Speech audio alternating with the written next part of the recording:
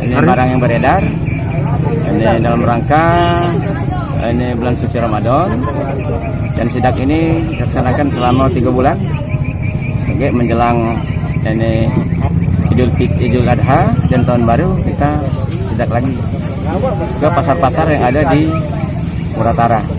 Selain dari sidak pasar ini barang yang beredar, sidak juga ini salah harga barang. Alhamdulillah masih standar-standar adalah. Antaranya itu ini gas yang agak naik, memang kelangkaan daripada ini transportasi. Gasnya naik dari berapa? Nah, ini kan naik sekitar 1.000. Naik sekitar 1.000. Dari 22, 25 kan?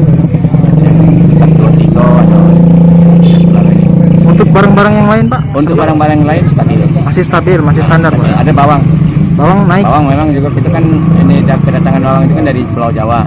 Pulau Jawa untuk sementara ini transportasinya agak ini kan, contohnya di Merak kan yang bisa jalan itu barang-barang ini kendaraan yang bawa barang, bahan-bahan sembako. Nah, itu jadi agak telatnya di situ sehingga terjadi di daerah itu kurangan barang kan. Nah, itu. Jadi namun untuk sementara untuk di Muratara beras masih stabil, berkisar 10.000, 9.500, dan beras yang bagus itu sampai 12.000.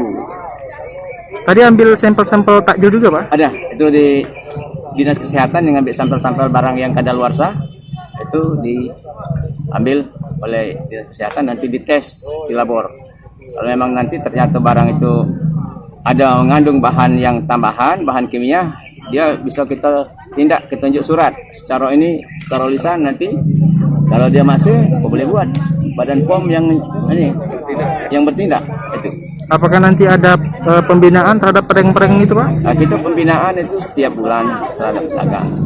Jadi sebelum dia terjatuh bulan suci Ramadan, pedagang-pedagang yang jualan itu sudah kita kasih tahu.